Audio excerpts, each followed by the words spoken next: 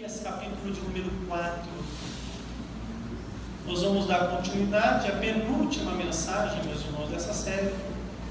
Nós não vamos nos alongar, não completaremos o livro.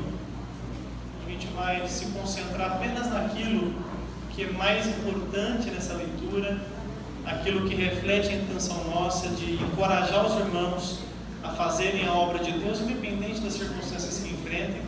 E no dia 3 de janeiro, permitindo o Senhor, se Cristo não voltar, nós vamos iniciar uma série que vai abranger todo o ano de 2017, uma série chamada Cristianismo Descomplicado. A gente vai passar a Bíblia inteira explicando a essência da nossa fé e, com isso, tentando esclarecer todos os nossos irmãos sobre os pontos que são centrais da fé cristã. E eu sugiro aos irmãos que os irmãos que gostam de fazer anotação comprem um caderninho à parte, uma caneta, para anotar. As mensagens vão ser um pouco mais curtas do que o tradicional, porque elas vão ser ministradas em forma de estudo de aula. Então vai ser bem interessante. Você que deseja aprofundar o seu relacionamento com Deus, não pode perder essa série, para a gente poder descomplicar tudo que tem complicado a nossa compreensão de Deus, do que Ele tem para realizar na nossa vida, e para a gente crescer firmes para o louvor da glória de Deus. Então, em janeiro, primeira terça, nós já vamos lançar essa série nova, e eu conto com a participação dos irmãos. Todos acharam Neemias capítulo 4? Amém. A Escritura Sagrada diz assim: E sucedeu que, ouvindo Sambalate, que edificávamos o muro, ardeu em ira, e se indignou muito, e escarneceu dos judeus, e falou na presença de seus irmãos, e do exército de Samaria, e disse: Que fazem estes fracos judeus? Permitir-se-lhes-á isso? Sacrificarão? Acabá-lo-á num só dia? Vivificarão dos montões do pó as pedras que foram queimadas? Estava com ele Tobias o Amonita, e disse: Ainda que edifiquem, vindo uma raposa, derrubará facilmente o seu muro de pedra. Ouve, ó nosso Deus, que somos tão desprezados, e caia o seu opróbrio sobre a sua cabeça, e faze com que seja um despojo numa terra de cativeiro. E não cubras a sua iniquidade, e não se risque diante de ti o seu pecado, pois que te irritaram defronte dos edificadores. Assim, edificamos o muro, e todo o muro se cerrou até a sua metade, porque o coração do povo se inclinava a trabalhar. E sucedeu que, ouvindo Sambalate e Tobias, e os arábios, e os amonitas, e os asdoditas, que tanto ia crescendo a reparação dos muros de Jerusalém, que já as rupturas se começavam a tapar, iraram-se sobremodo, e ligaram-se entre si todos, para virem atacar Jerusalém, e para os desviarem do seu intento. Porém nós oramos ao nosso Deus, e pusemos uma guarda contra eles, de dia e de noite, por causa deles. Então disse Judá: Já desfaleceram as forças dos acarretadores, e o pó é muito, e nós não poderemos edificar o muro. Disseram, porém, os nossos inimigos: Nada saberão disso, nem verão, até que entremos no meio deles e os matemos. Assim faremos cessar a obra. E sucedeu que, vindo os judeus que habitavam entre eles, 10 vezes nos disseram que de todos os lugares tornavam a nós, pelo que pus guardas nos lugares baixos, por detrás dos muros e nos altos, e pus o povo pelas suas famílias, com as suas espadas, com as suas lanças e com seus arcos. E olhei e levantei-me, e disse aos nobres e aos magistrados, e ao resto do povo: Não os temais, lembrai-vos do Senhor, grande e terrível, e pelejai pelos vossos irmãos, vossos filhos, vossas mulheres e vossas casas. E sucedeu que, ouvindo os nossos inimigos, que já o sabíamos e que Deus tinha dissipado o conselho deles, todos voltamos ao muro, cada um a sua obra. E sucedeu que, desde aquele dia, metade dos meus moços trabalhava na obra, e a outra metade deles tinha as lanças, os escudos e os arcos e as couraças. E os chefes estavam por detrás de toda a casa de Judá, os que edificavam o muro, e os que traziam as cargas, e os que carregavam, cada um com uma mão fazia a obra, e na outra tinha armas. E os edificadores, cada um trazia sua espada cingida aos lombos, e edificavam. E o que tocava a trombeta estava junto comigo. E disse eu aos nobres, e aos magistrados, e ao resto do povo: Grande e extensa é a obra, e nós estamos apartados do muro, longe uns dos outros. No lugar onde ouvirdes o som da buzina, ali vos ajuntareis conosco, e o nosso Deus pelejará por nós. Assim, trabalhávamos na obra, e metade deles tinha as lanças, desde a subida da alva até o sonho das estrelas. Também naquele tempo disse ao povo: cada um com seu moço fique em Jerusalém, para que de noite nos sirvam de guarda e de dia na obra. E nem eu, nem meus irmãos, nem meus moços, nem os homens da guarda que me seguiam, largávamos as nossas vestes. Cada um ia com as suas armas à água. Amém, meus irmãos? Uma leitura extensa, de 23 versículos, mas totalmente pertinente para aquilo que nós intentamos no coração transmitir para os irmãos aqui. Nós temos acompanhado a história de Neemias e nós fomos apresentados na terça passada com o ponto em que Neemias começa a descobrir a ferrenha oposição que ele teria para poder realizar a obra que Deus havia confiado ao seu coração. Qual dos irmãos se lembra o nome dos 3 principais opositores de Neemias? Quem sabe? Sanbalate, Tobias e Gesem, exatamente. Sanbalate, Tobias e Gesem. Fizemos uma alegoria, tentamos identificar o perfil deles, foi muito interessante. E agora nós estamos chegando num ponto em que a obra já foi iniciada, a obra já está se desenvolvendo, e o mais interessante, a oposição não passou, ela continua acontecendo. Então aqui eu já vejo algo que eu preciso trazer ao coração dos irmãos. Aquilo que a gente vai fazer para Deus vai ter oposição no começo, vai ter oposição durante e vai ter oposição depois. Todas as vezes que a gente aplicar o coração para glorificar Deus e fazer aquilo que Ele confiou para a gente, é sagrado que nós vamos enfrentar toda sorte de oposição. Então você que tem enfrentado oposição na obra de Deus e está coçando a cabeça falando: Deus, quando é que vai acabar? Eu vou responder para você: nunca. Não vai passar. Mas Deus vai te fazer cada vez mais forte, cada vez mais frutífero na presença dEle. A oposição é uma forma de Deus nos manter vivos, nos manter trabalhando, nos manter envolvidos. Existe uma história que eu quero usar para ilustrar o que eu vou trazer para os irmãos aqui, que fizeram uma descoberta por que o peixe vendido pelo japonês é o peixe mais fresco que existe. Todo mundo ficou assim assombrado. Como é que eles conseguem vender um peixe que é tão fresco, que nenhum lugar do mundo tem um peixe com esse frescor? Poxa, eles pescam em alto mar, o peixe fica dentro do barco. Como que ele consegue, depois de semanas no meio do mar, trazer um peixe que está fresco ainda? E aí foram fazer um estudo e descobriram que tinha uma técnica, até primitiva, até rudimentar, para manter aquele peixinho fresco. O japonês, ele pega um filhote de tubarão e joga em cada tanque que está cheio de peixe. E você sabe, meu irmão, tubarão come peixe. E os coitadinhos dos peixinhos que foi lá que estão pescados, eles ficam desesperados, e para não morrer, eles ficam nadando a viagem inteira. Eles nadam para cá, eles nadam para lá, para não ser mordido pelo tubarão. Quando chega na ilha, está todos os peixes fresquinhos, forte, bem experimentado. Eu tenho algo para te falar. Deus colocou um tubarão no seu tanque. E ele vai tentar abocanhar você. Mas quanto mais ele tenta abocanhar você, mais você está abraçada na graça dele, mais você sobrevive. Se não tivesse esse tubarão, você já tinha morrido já. Deus está usando a tribulação para te fortalecer. Deus está usando a oposição para te fazer mais forte. Deus está usando as lutas para tornar você um crente mais cheio do Espírito Santo.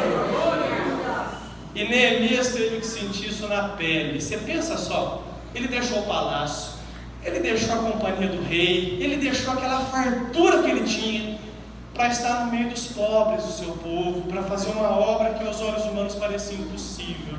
E ele vai começar pelo trabalho mais delicado, que é a reedificação do muro, que garantiria a segurança da cidade.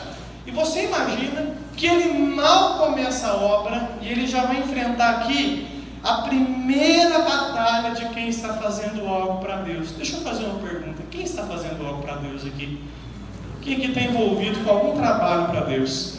Então, a primeira coisa que você vai enfrentar é o que Neemias enfrentou. É um processo chamado ridicularização. As pessoas vão olhar para o seu trabalho e vão zombar dele. É interessante que Sanbalate, ele não ataca Neemias, ele ataca a obra de Neemias. Ele não fala contra o homem Neemias, mas contra o trabalho que Neemias está dizendo. E ele diz assim: o que estão fazendo esses fracos judeus? Permite-se-lhe-á isso? Eles vão sacrificar, eles vão acabar o muro num só dia, eles vão vivificar dos montões do pó as pedras que foram queimadas. Então, quando a gente aplica o coração para fazer algo para Deus, a primeira coisa que vai acontecer, alguém vai zombar a qualidade do trabalho que a gente está fazendo. Então, sempre que você falar, eu vou fazer a diferença, alguém vai olhar para a sua diferença e vai zombar dela. E como que você vai reagir a isso?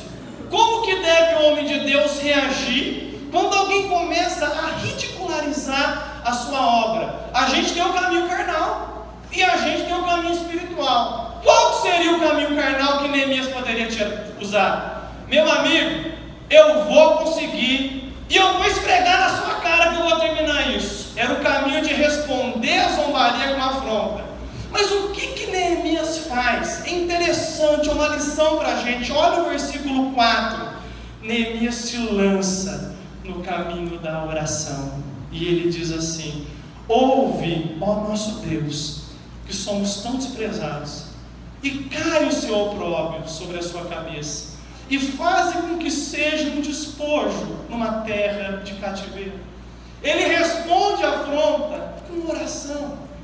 Ele responde à batalha, as palavras caluniosas, as palavras maldosas com oração. No meio da tempestade de palavras de derrota, ele olha para o céu. A palavra da derrota quer fazer você olhar para baixo, para que você se sinta incapaz.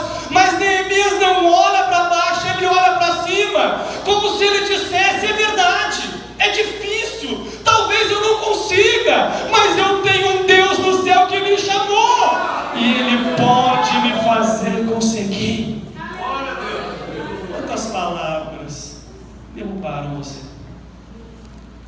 Quantas palavras ruins, opiniões que foram dadas de uma forma tão terrível, tão no sentido de desconstruir, colocaram você para baixo, fizeram você se sentir o pior dos cristãos.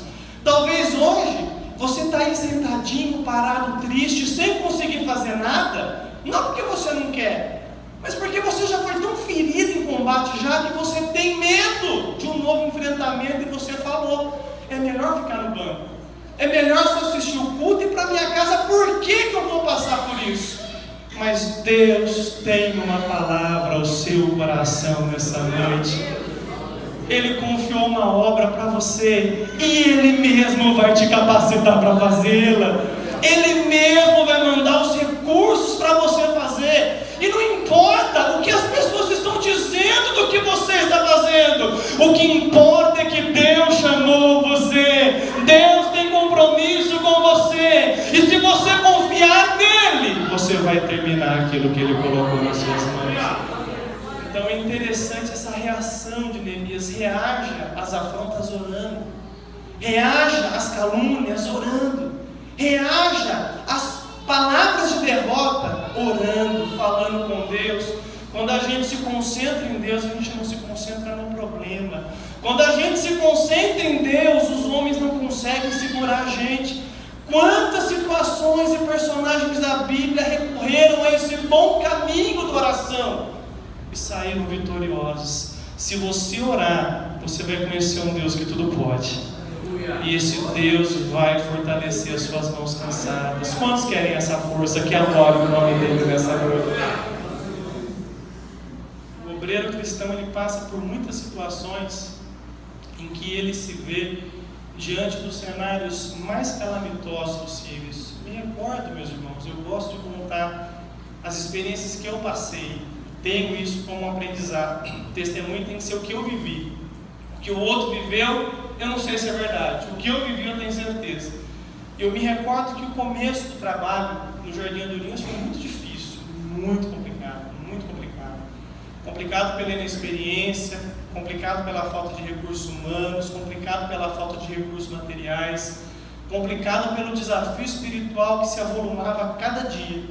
E eu lembro que nós passamos um bom período, depois que a igreja foi instalada, pregando, evangelizando, saindo das ruas, eu, esposo, os irmãos, levando a palavra de Deus, e as pessoas até visitavam a igreja, mas não ficavam lá.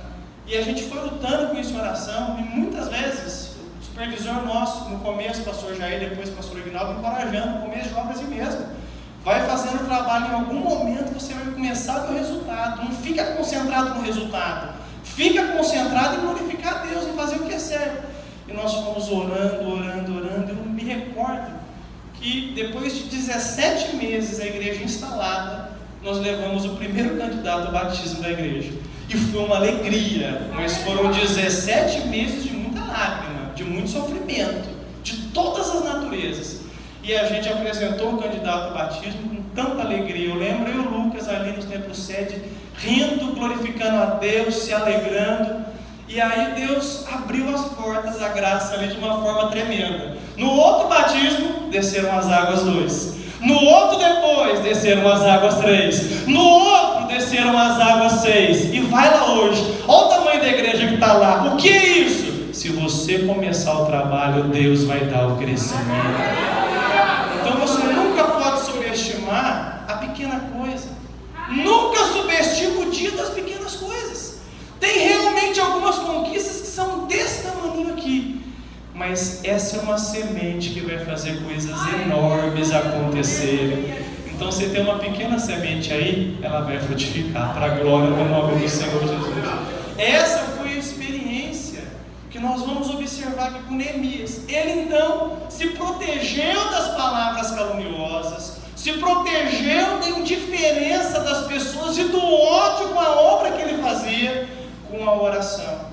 E aqui no versículo 6 a gente vê que a oração fez ele dar um passo acima. Olha o que está escrito no versículo 6.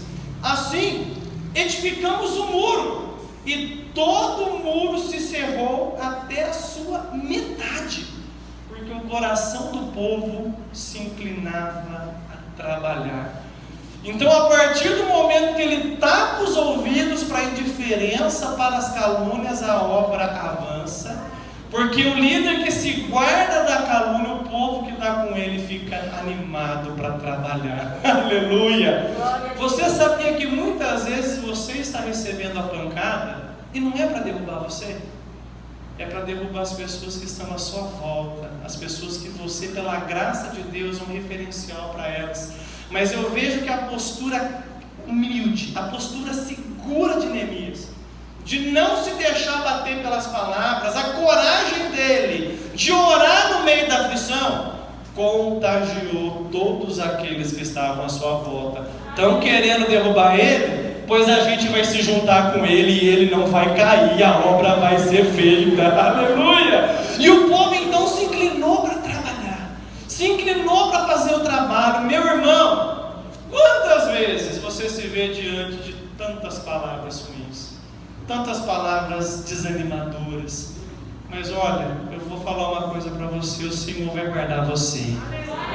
O Senhor vai fortalecer o seu coração de tal modo que as palavras desanimadoras vão ser combustível, vão falar para te derrubar, e você vai pegar elas como lenha, que vai acender a chama cada vez mais forte. Aleluia! E aí que a obra vai render. Aleluia! E Deus vai colocar pessoas junto com você. A sua coragem vai começar a contagiar pessoas no mesmo espírito da fé. Quando a gente levanta a cabeça e fala: não vou cair, todos que estão à nossa volta falam: a gente não vai cair também, nós estamos juntos.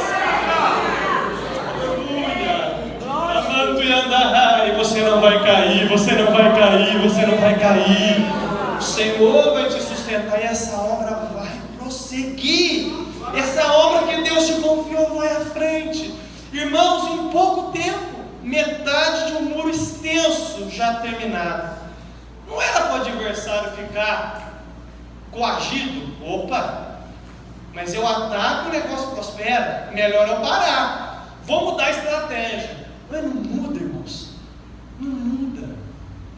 ele continua trabalhando. Ele percebeu que não foi possível numa primeira empreitada acabar com a fé de Neemias. Ele vai continuar. Olha o que está no verso 7. E sucedeu que, ouvindo Sambalate, lembra da terça passada? Tem gente que está construindo um muro e tem gente que está ouvindo. Então Sambalate sempre ouve. Ele gosta de ouvir, ele não gosta de fazer. E sucedeu que, ouvindo Sambalate, Tobias e os arábios, os amonitas e os asdoditas, que tanto ia crescendo a reparação dos muros de Jerusalém, que já as alturas se começaram a tapar, eles viraram-se sobremodo. E o que eles fizeram? Eles combinaram de juntos se levantarem contra aqueles irmãos. Eles combinaram de juntos armarem um grande conluio e uma grande armadilha para tentar interromper aquela obra. Você vai vencer uma batalha, mas a guerra continua. O maior erro nosso é pensar que uma vitória na batalha encerra o combate. Nada disso. Não abaixa a guarda quando Deus é vitória para você. É aí que você tem que levantar a cabeça e abrir bem os olhos. Você sabe disso. Alguns fracassos nossos acontecem imediatamente após grandes vitórias que nós conquistamos. Quem já passou por isso já? Recebeu um milagre enorme, uma bênção enorme, descuidou e tomou uma rasteira. Quem já passou por isso já? Quantas vezes? Quantas vezes? Mas Deus está abrindo os seus olhos. Tem uma vitória enorme chegando aí. Enorme. Irmão, quando você pegar lá na mão, você vai falar: eu não acredito que Deus caprichou tanto. Mas Deus já está te avisando: abre os seus olhos, porque depois dela o adversário vai se levantar contra você para roubar a alegria que Deus vai colocar no seu coração. Então fica atento, fica bem atento, muito atento, porque depois de uma vitória, aí a coisa vem mais forte. Mas é interessante, meus irmãos, que Deus ele sempre dá um jeito de nos deixar cientes das circunstâncias que estão à nossa volta. Você vai observar aqui no versículo de número 12 que Deus não deixou aquele conselho maligno prosperar. E como que Deus fez isso? Verso 12: sucedeu que, vindo os judeus que habitavam entre eles, 10 vezes nos disseram que de todos os lugares tornavam a nós. Irmãos, não existe nada encoberto que não venha a ser revelado. Irmão, a coisa mais tola que a gente pode pensar é que aquilo que a gente encobre fica escondido. Às vezes a gente pega, irmãos, e faz isso aqui, olha, com as nossas más intenções. A gente vem e deixa escondidinho. A gente pensa que vai ficar escondido, mas o Criador tem olhos como chamas de fogo, e no tempo oportuno Ele está aqui, ó. Está aqui. Os meus servos vão ver a verdade. Os meus servos vão ver o que está acontecendo. Deus vai abrir os teus olhos para você enxergar toda a verdade. Quantos querem ter os olhos bem abertos? Aqui adoram o nome do Senhor. Bem abertos. Então Deus trouxe aquele plano à tona. E agora a gente espera que Neemias faça o quê, meus irmãos? O que você espera que Neemias faça? A gente espera que ele ore. Só que daí ele muda de comportamento. Fala para quem está do seu lado: tem hora para orar e tem hora para agir. Fala para ele. Às vezes a gente paga preço porque na hora de orar a gente agiu, e na hora de agir a gente orou. Então a gente tem que saber exatamente o que fazer. Tem que saber exatamente o que fazer. E nessa hora aqui, olha o que Neemias fez, verso 13: eu pus guardas nos lugares baixos, por detrás do muro e nos altos, e pus o povo pelas suas famílias, com as suas espadas e com as suas lanças e com os seus arcos. Ele colocou o povo para guerrear. Irmão, tem hora que você vai orar, e ore bastante. Crente vitorioso é um crente que ora. Só que a Escritura fala que a fé sem obras é morta. Não adianta nada você orar se você não colocar sua mão para fazer. Então você se guarda em oração, buscando a glória de Deus e buscando orientação. mas você dá o passo de fé e começa a agir e fazer aquilo que você tem que fazer. Para resistir a uma tocaia, não dava para ficar de joelho, tinha que ficar com a espada na mão. Então vai haver momentos na vida que a oração vai resolver, e vai ter momentos que você vai ter que se posicionar para que você resista aos levantes do adversário. E Deus está dando aqui entendimento espiritual para irmãos. Tem irmãos aqui que estão orando, mas já é hora de agir. E tem irmãos aqui que estão agindo, mas agora é hora de orar e esperar a direção vindo do alto para tomar a decisão certa.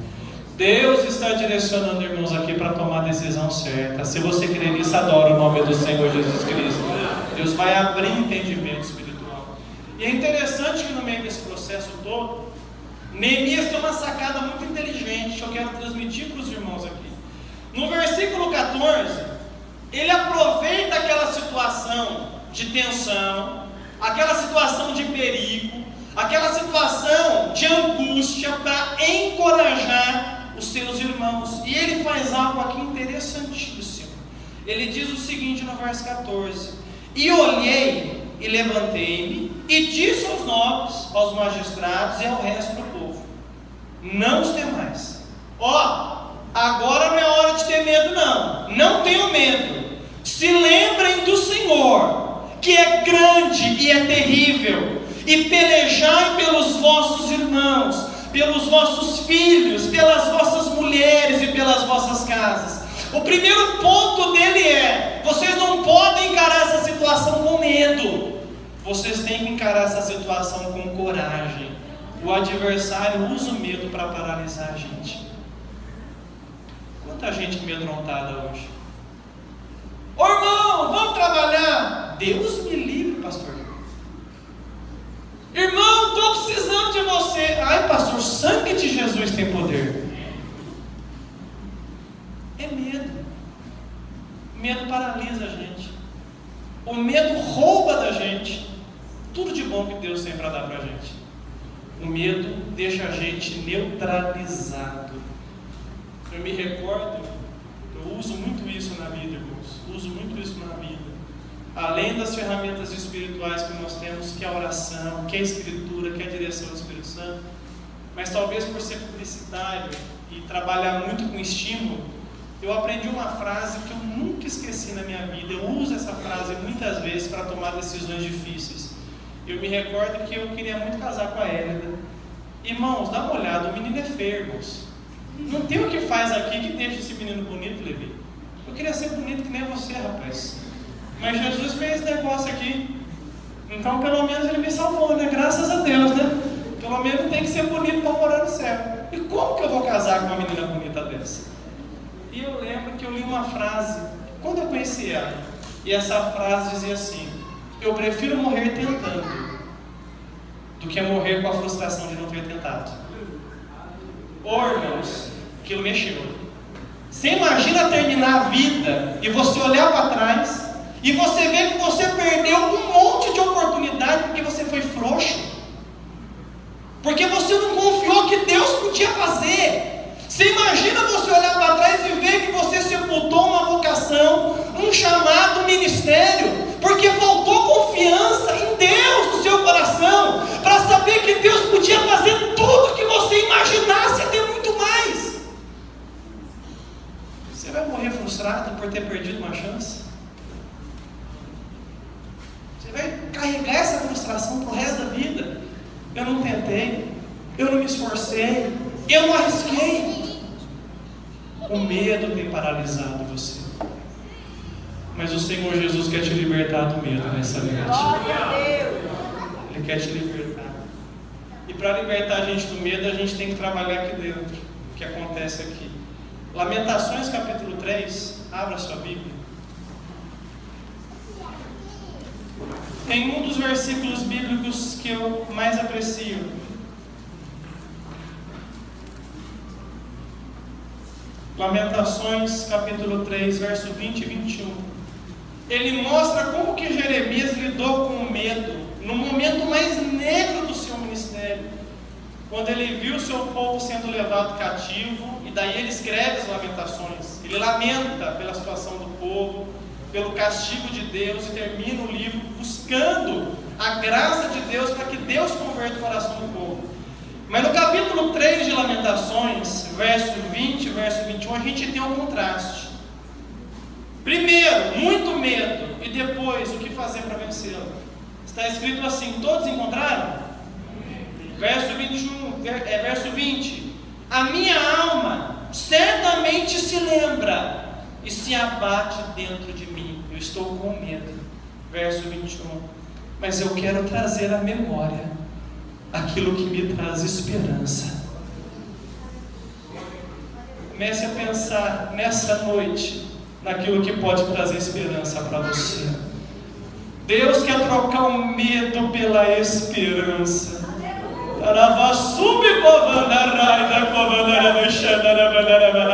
Ele quer trazer esperança aí para dentro. Ele quer enxergar dentro de você, aleluia, uma esperança viva que nós já temos. E por que nós temos uma esperança viva? Porque Cristo Jesus está vivo, porque Cristo Jesus ressuscitou, Ele venceu a morte, aleluia. Olhe para o túmulo vazio e tenha a esperança. Se a morte foi vencida, tudo Deus pode fazer por você.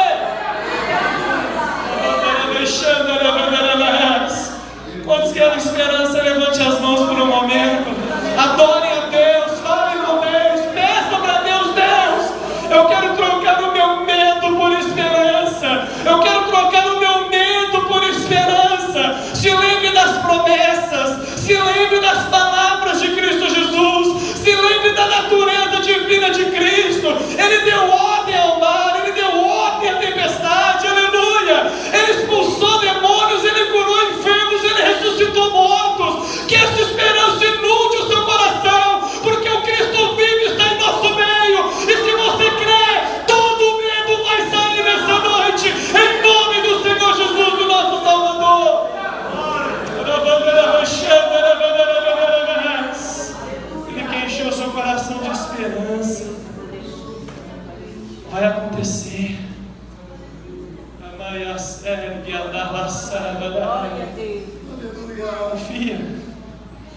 Confia, traga à memória aquilo que te dá esperança. Traga à memória aquilo que faz o sorriso surgir no seu rosto. A certeza que você serve um Deus que é fiel e não falha. Ele não falha. Então Neemias encoraja: vocês não vão ter medo não. Não tenham medo. Lembrem-se do Senhor. Pensem em Deus. Ele é grande e Ele é terrível. Ele é grande, Ele é mais forte que o seu problema. Não olhe para o problema nessa noite, olhe para Cristo. Não olhe para o pecado nessa noite, olhe para Cristo. Não olhe para a barreira nessa noite, olhe para Cristo. Não olhe para o opositor nessa noite, olhe para Cristo Jesus. É isso que importa.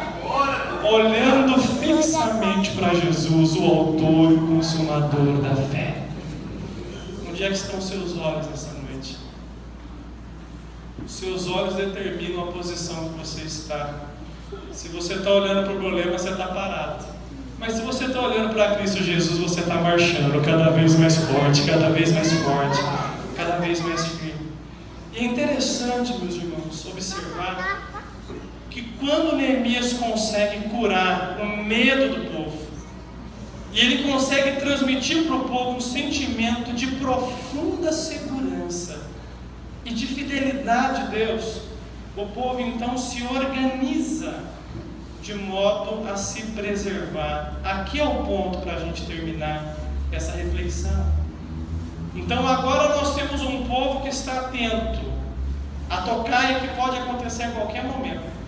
Nós temos um povo aqui que já não está com medo, já que está encorajado, que se lembrou de Deus, colocou seu pensamento em Deus e trocou o medo pela esperança. E agora Neemias os encoraja: vocês vão ter que trabalhar uns pelos outros, vocês vão ter que pelejar pelos vossos irmãos, vocês vão ter que pelejar pelos vossos filhos, vocês vão ter que pelejar pelas vossas mulheres, vocês vão ter que pelejar pelas vossas casas. E o povo começou a trabalhar coordenado. Enquanto um fazia o muro, o outro estava com a espada para protegê-lo. Isso é interessante, pastor Geraldo. Isso é interessante. Tem muita gente construindo um muro aqui na igreja, para a glória de Deus, estão fazendo a obra. E eu quero perguntar para você, enquanto as pessoas estão construindo um muro, o que você tem na mão? Uma espada para defender o seu irmão? Ou uma pedra para derrubar ele?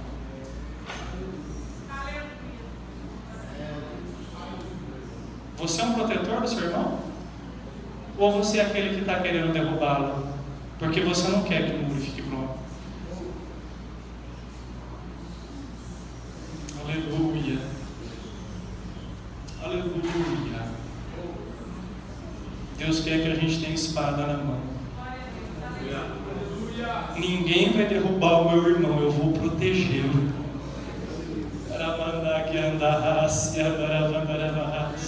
Ninguém vai atrapalhar o trabalho do meu irmão. Eu vou proteger o meu irmão. Eu vou orar pelo meu irmão. Eu vou jejuar pelo meu irmão. Eu vou apoiá-lo. Aleluia! Eu vou dobrar o meu joelho para a minha igreja prosperar. Para os meus irmãos que estão envolvidos na obra estarem cheios do Espírito Santo. Aleluia! Eu não tenho pedra na mão, eu tenho espada. E a espada nossa está aqui. A espada do Espírito, a palavra de Deus. O que você tem na sua mão nessa noite? Glória a Deus. Aleluia. O que você tem mantido na sua mão uma pedra? Cuidado. Você pode ser do time de Sambalat e você não percebeu isso ainda. Não deixa o orgulho, às vezes, colocar você do lado de Sambalat. Não deixa, às vezes, o ódio, a amargura, o perdão que não foi liberado, colocar você do lado de Sambalat. O Senhor Deus quer que você esteja do lado do povo dele, que está construindo o muro, que está reedificando a cidade. Aleluia. E aí, Neemias percebeu que o negócio ia estreitar, porque a extensão do muro era muito grande. Então, enquanto alguém estava trabalhando naquele cantinho, o outro estava ali, eles estavam distantes um do outro. Pode acontecer uma tocaia. Crente sozinho pode sofrer tocaia. É por isso, irmãos, que a gente tem que estar juntinho com o outro. Você sabia disso? Na escola, quando você pega um lápis só e você tenta torcer ele, você quebra, não quebra? Quem já quebrou lápis já, com raiva? Wesley, você fez isso? Agora, você já tentou quebrar 2 lápis? Dá para quebrar? Dá, você quebrou 2, né, Vaz? E 3? 3 você quebrou? 3 já para. E você imagina se o diabo tentar quebrar 250 lápis que estão juntinhos um com o outro? Ele vai conseguir? Não. Você já imaginou o que essa igreja vai fazer no reino das trevas o dia que ela estiver unida? Você já parou para pensar o estrago? Você já parou para pensar o desespero do diabo quando a gente prega uma mensagem incentivando a unidade da igreja? Porque quando a gente estiver junto, meu irmão, Jesus vai voltar a batizar com o Espírito Santo. Vai voltar a ter cura, vai voltar a ter milagre, irmão, ninguém segura. Agora, enquanto a gente estiver com pedra na mão, mais irmãos nossos vão cair. E a gente não vai conseguir terminar o muro que Deus nos confiou para nós terminarmos. Espada ou pedra, você decide. Está na sua mão. Fique de pé em nome de Jesus.